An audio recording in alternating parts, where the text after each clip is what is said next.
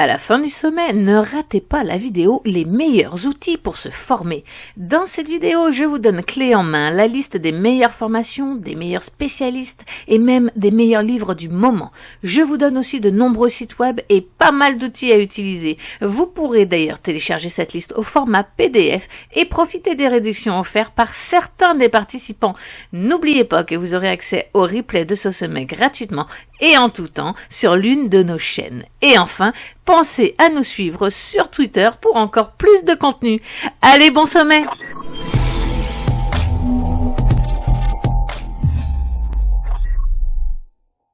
Bonjour à tous, bienvenue dans cet épisode sur la DeFi dans le cadre du sommet des cryptos. Merci à Steph pour son invitation. Je suis Flo, fondateur de la chaîne YouTube Q-Trading Theory et cofondateur du Discord du même nom. Nous sommes une communauté de plus de 5000 investisseurs spécialisés dans les cryptos et dans les play to earn. La DeFi, Decentralized Finance, qu'est-ce que c'est? Eh bien, c'est la finance décentralisée en français. Back in time, il y a quelques années en arrière, on pensait que les seules choses que l'on pouvait faire avec notre argent étaient d'aller voir notre banquier, lui demander un placement sûr, un placement risqué, et il nous proposait une assurance vie, des SCPI ou alors tout simplement un produit d'épargne quelconque. Ou alors, on imprimait nos billets et puis on les cachait sous nos matelas pour se protéger des banques. Ça, c'était avant. C'était avant 2020. Puisqu'en 2020, il y a eu un pivot majeur dans le monde des crypto-monnaies. Si on revient encore un petit peu en avant, en 2017, pendant le premier gros bull run des crypto-monnaies et notamment du Bitcoin, eh bien, il y avait plein de projets, plein d'idées pour révolutionner le monde de la finance, pour révolutionner nos usages de l'informatique, de la monnaie, de la finance. Mais c'était que des idées, des concepts. Et du coup, malgré tout, plein de gens sont rentrés dans les cryptos en 2017, ont acheté du Bitcoin. Ouais, le Bitcoin, c'est super, on peut faire des transactions, on peut stocker ça sur notre portefeuille électronique, on y reviendra. Mais finalement, à part ça, beaucoup de projets, des milliers de projets, mais concrètement, pas beaucoup d'utilisation. Et en 2020, après l'hiver des crypto-monnaies, après les 2 ans de gros crash, puisque il nous manquait le concret, quoi. Et bien là, on s'est rendu compte que waouh, ça y est, on peut faire des choses. Tous les projets qui ont donné des idées en 2017 sont arrivés à concrétiser leurs projets, concrétiser tous les projets et idées qu'ils avaient. Et finalement, on s'est rendu compte que ah ouais, ça marche et il y a des usages. Et des sacrés usages. Et donc on peut vraiment, sans se tromper, dire que ce qui a relancé le boom des crypto-monnaies mi-2020, c'est la DeFi, la finance décentralisée. Alors la DeFi, je vais vous donner les 3 plus gros axes dans cette vidéo. Donc ça va vous permettre d'avoir une idée un petit peu générale, globale de ce qu'on est capable de faire aujourd'hui en 2022 avec la DeFi. Mais je parie que dans les années à venir, il y aura encore plus gros, encore plus fou. Alors les axes, c'est parti, on y va. Le premier grand axe, ce sont les AMM. Les AMM, pour Automated Market Maker automatique, consistent à permettre à n'importe qui de pouvoir échanger des cryptos d'une crypto A vers une crypto B sans intermédiaire. Avant les AMM, si vous vouliez échanger des cryptos, alors au-delà de contacter quelqu'un, « Hey, salut, je peux te donner du Bitcoin, tu me donnes de l'Ether ?» Ok, pas de problème. Et vous faites votre transaction entre amis ou sur Internet, dans le Darknet. Il n'y avait pas vraiment d'autres solutions. Ou alors, vous deviez passer par un exchange centralisé. Un SEX, par exemple, Binance, Crypto.com, FTX, UOB, bref, il y en a énormément. Le gros problème par rapport à ça, c'est que du coup, vous êtes sous la... Vous devez être sûr que la plateforme marche à tout moment et vous devez être sûr que la plateforme est assez sécurisée et enfin vous devez être sûr que la plateforme ne part pas avec vos fonds. Ça c'est déjà vu dans le cadre de Quadriga CX, la plateforme canadienne où le CEO est mort du jour au lendemain embarquant plus de 150 millions de dollars avec lui puisque personne avait accès aux cryptos à part lui. Alors, il y a un très bon documentaire sur Netflix que je vous invite à regarder qui retrace toute cette histoire. Et vous allez vous dire que, ok, laisser mon argent sur un exchange où seule une personne a accès, c'est pas super. C'est là qu'est l'intérêt de la décentralisation. C'est de vous dire que, ok, vous avez votre wallet, vous avez vos crypto-monnaies dessus, ça vous appartient et du coup, peu importe ce qui arrive à autrui, vous êtes tranquille. Comment ça marche? Ça marche avec un portefeuille décentralisé, un wallet. Le plus connu, c'est MetaMask. MetaMask, vous avez peut-être déjà entendu parler, cette tête de renard avec des polygones orange, magnifique. C'est vraiment la référence leader mondiale. Donc un portefeuille électronique, c'est comme votre portefeuille que vous avez dans votre poche, où vous mettez vos billets ou votre carte de paiement. Et bien là, c'est simplement un portefeuille dans lequel vous pouvez stocker tous vos assets numériques. Du Bitcoin, de l'Ether, tout un tas de cryptos, et ce portefeuille vous permet d'accéder aux différentes blockchains et de pouvoir effectuer des transactions. Donc quand vos cryptos sont sur un exchange, il y a un dicton en crypto qui veut dire « Not your key, not your crypto ». Donc « Not your key, not your crypto », ça veut dire que si vous n'avez pas les clés, ce ne sont pas vos cryptos. Et quand vos cryptos sont déposés dans un exchange, eh bien c'est l'exchange qui a vos clés. C'est lui qui hold les clés de votre portefeuille. Du coup, à tout moment, le site peut faire faillite, le site peut disparaître, ou peu importe encore, et vous perdez le contrôle de vos assets. Alors que si vous avez un portefeuille décentralisé, type MetaMask, c'est vous qui détenez la clé privée de ce portefeuille, et donc, personne ne peut vous le prendre. Ça, c'est la première partie. La deuxième partie, les risques d'un exchange centralisé, c'est en cas d'énorme influence, par exemple, gros crash des cryptos, comme dans le cas du Covid en 2020, les cryptos ont dévissé sur quelques heures, la plupart des exchanges ne marchaient pas. Pourquoi? Malgré leurs centaines de serveurs, voire milliers de serveurs, trop de personnes testaient, trop de personnes essayaient de passer des ordres et beaucoup sont restés sur le carreau et n'ont pas pu vendre ou n'ont pas pu acheter, tout simplement, ils n'avaient pas accès à leurs fonds. Donc, les AMM répondent à ce problème-là. Les AMM permettent, via un smart contract, donc un smart contract, c'est un contrat intelligent hébergé dans une blockchain. Donc, la référence des blockchains permettant d'héberger des smart contracts sont les blockchains EVM, comme Ethereum, mais également la Binance Smart Chain, Polygon, Chronos, etc., etc. Donc, un contrat intelligent, c'est un ensemble de méthodes, de fonctionnalités que vous pouvez appeler et qui s'exécutent pour réaliser telle ou telle action. Revenons donc à un AMM. Un AMM, c'est tout simplement une plateforme qui permet à n'importe qui de connecter son portefeuille décentralisé et de faire des échanges de crypto-monnaies. Donc par exemple, j'ai envie d'acheter de l'Ethereum, j'ai du Bitcoin, je vais choisir le Bitcoin, je vais choisir l'Ethereum, je vais dire « Ah tiens, je veux changer de Bitcoin contre de l'Ethereum ». Vous appuyez sur le bouton « Swap », swap qui veut dire « échanger », et en une seule transaction, après quelques secondes, voire quelques minutes, automatiquement, vos cryptos sont échangés et vous obtenez de l'Ethereum. Sans tiers de confiance, sans tiers entre vous, c'est vraiment vous qui interagissez avec le protocole, qui interagissez avec le smart contract directement et tout marche à merveille. Comment cela est possible? Parce que vous allez me dire, très bien, mais si vous donnez du Bitcoin, vous récupérez de l'Ether. Comment vous récupérez de l'Ether? Tout simplement grâce aux fournisseurs de liquidités qui, eux, ont des liquidités. Donc vous, par exemple, vous avez du Bitcoin, vous avez de l'Ethereum, vous souhaitez le conserver à long terme, mais vous souhaitez toucher un rendement dessus. Un rendement, c'est intéressant, bien évidemment, puisque ça fait un revenu passif. Vous allez sur un AMM, vous ajoutez de la liquidité, donc vous allez mettre, par exemple, 10 000 $ de Bitcoin d'un côté, 10 000 $ d'Ethereum de l'autre, vous fournissez la liquidité, on appelle ça une LP, Liquidity Provider, et comme ça, n'importe qui souhaite faire des échanges peuvent taper dans votre pool de liquidité. En contrepartie, pour vous remercier pour le service rendu, vous êtes incentivé par deux fonctionnalités, deux méthodes. La première, c'est qu'à chaque transaction, 0,3% du montant de la transaction en moyenne est reversé aux fournisseurs de liquidité. Et en plus, les plateformes comme PancakeSwap ou SushiSwap ou ChronaSwap fournissent du token maison en addition pour vous fournir un reward. Donc dans le cas de PancakeSwap, par exemple, si vous fournissez de la liquidité, vous touchez du cake. Ce cake vous permet d'être rémunéré en échange de votre liquidité. Et on est sur des taux de rendement annualisés de 10, 15, 30, 50, 200% en fonction des liquidités que vous fournissez. C'est tout simplement ahurissant. Donc là, il y a vraiment une méthode de faire travailler vos capitaux de manière totalement passive, grâce à la DeFi. Maintenant, quels sont les risques? Parce que bien évidemment, il y a toujours des risques, toujours des risques. Le premier risque, c'est un problème de smart contract.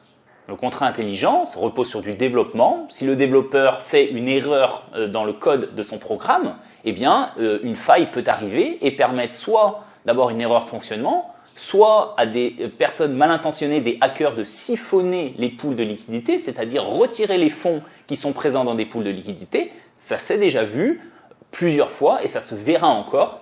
C'est pour ça qu'il est extrêmement important de se focaliser sur des plateformes extrêmement connues avec des TVL. Les TVL, c'est le montant total de liquidité sur ces plateformes énormes et qui, bien sûr, ont été auditées à de nombreuses reprises.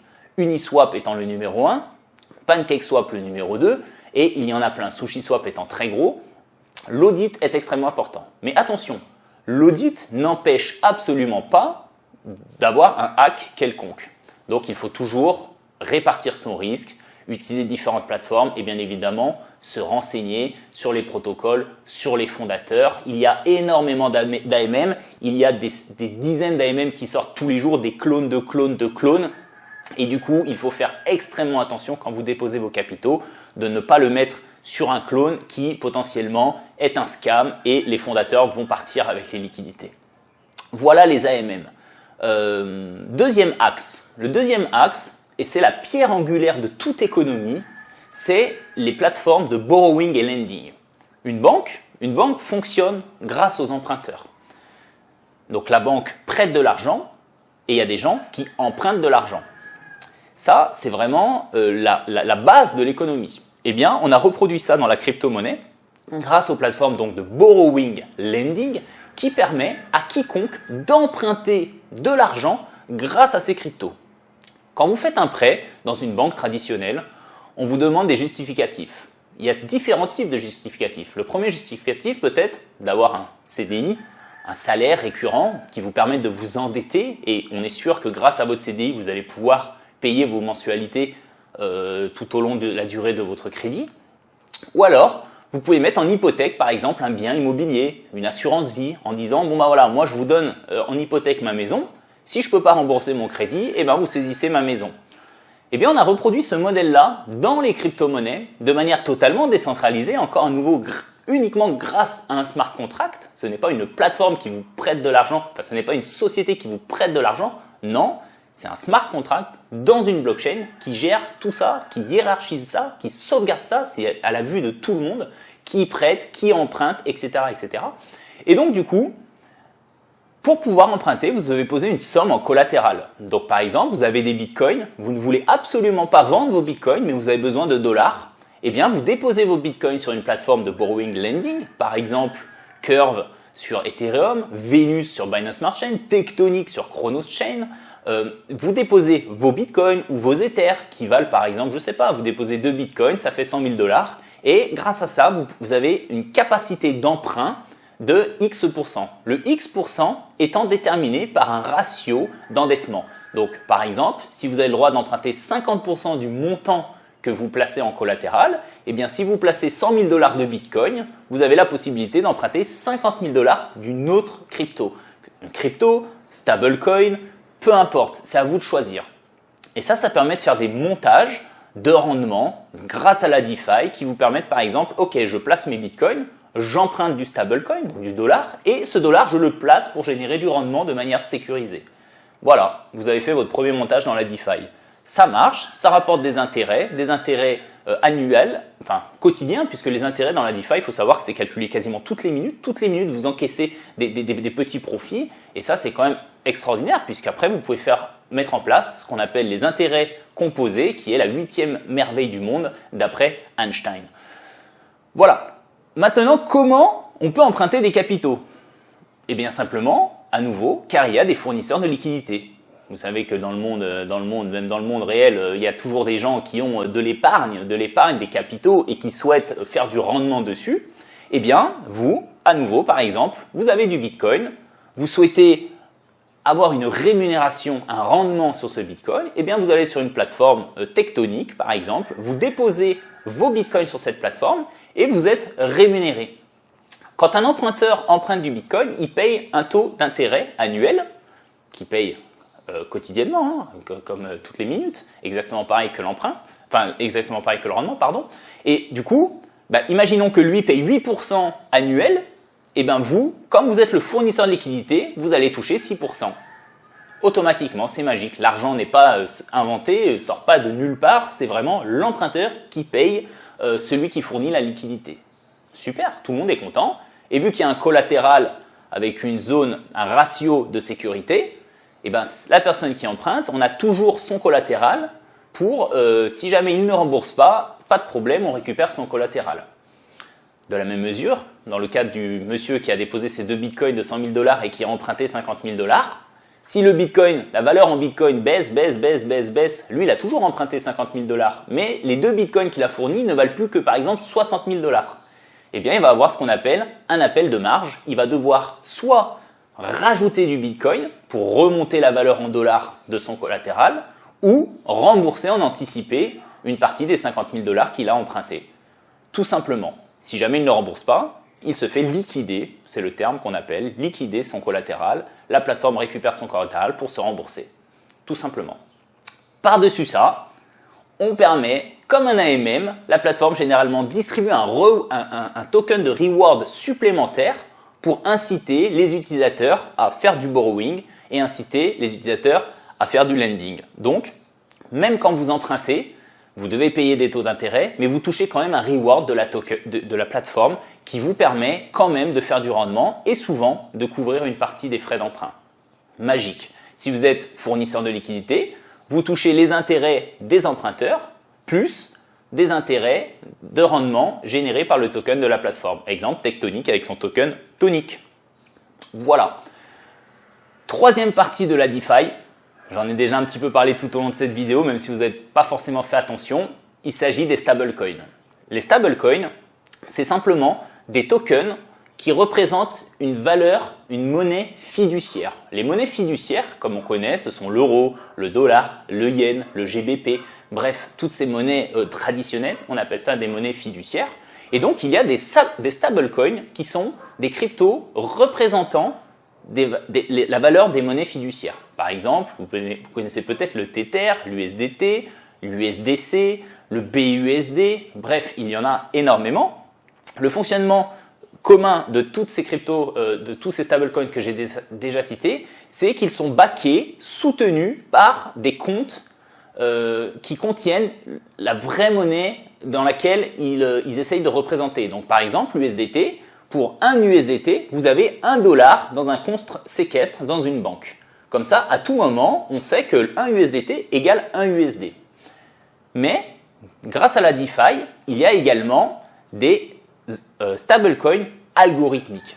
Un stablecoin algorithmique, c'est une crypto qui représente par exemple le dollar, comme le DAI ou l'UST sur Terra Luna, et le fonctionnement, il y a des mécanismes de vases communicants, des mécanismes de compensation qui permettent de stabiliser ce token pour qu'il soit toujours égal à $1.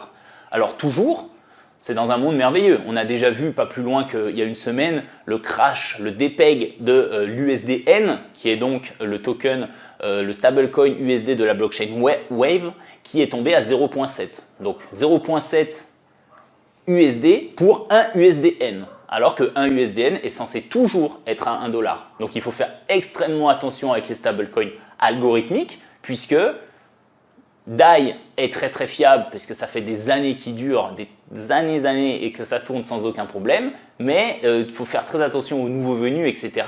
Toujours regarder comment ça fonctionne, vérifier les mécanismes pour être sûr de ne pas se faire emboutir, puisque ça reste encore une fois des mathématiciens qui ont fait des formule pour dire ah bah tiens, si on fait comme ça, si on fait comme ça, si on fait comme ça, notre token il vaudra toujours $1, mais ça reste des mathématiques, ça reste un smart contract et potentiellement peut y avoir des choses qui n'ont pas été pensées, etc. et qui du coup font que votre token s'écroule. Dernière chose qui fait partie également des stablecoins, ce sont les assets synthétiques par exemple. Vous êtes investisseur, vous avez un portefeuille, un compte titre dans votre banque dans lequel vous avez des actions, actions Facebook, actions Tesla, etc. Chaque fois que vous voulez acheter, vous devez envoyer une ordre d'achat à votre broker. Il achète l'action pour vous, vous payez des frais. Il vend l'action pour vous, vous payez des frais. Quand le marché est fermé, eh ben le marché est fermé. Désolé, revenez quand le marché est ouvert. Si vous voulez vendre absolument parce que vous savez qu'en pré-market, il y a une news énorme et que finalement le token, l'action va dévisser à l'ouverture, eh bien vous ne pouvez rien faire.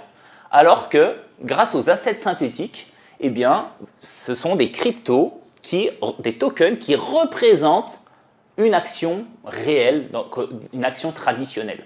Par exemple, Synthetix, la plateforme sur Ethereum, ou alors Mirror Protocol sur Terra Luna, qui permet de faire ça.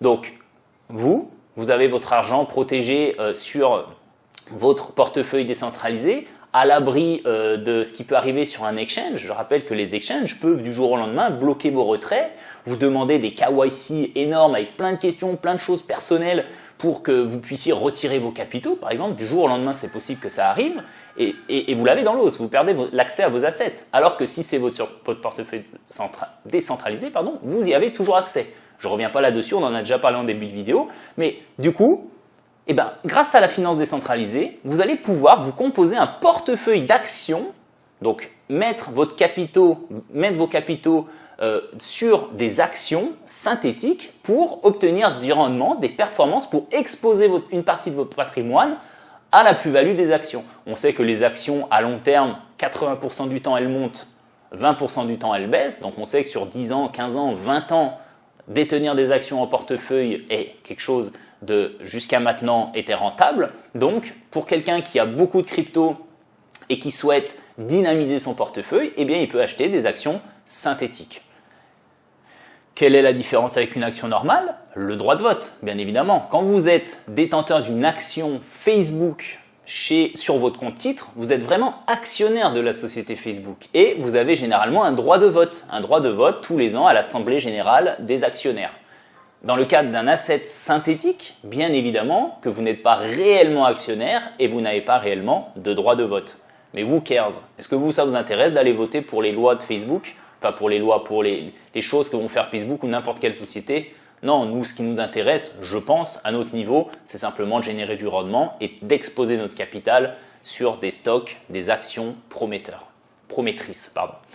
Voilà, écoutez, dernière chose, en plus, plutôt que de passer par votre banquier qui va vous prendre des frais de commission pour acheter des assets synthétiques, comme des actions, quoi de mieux qu'un AMM?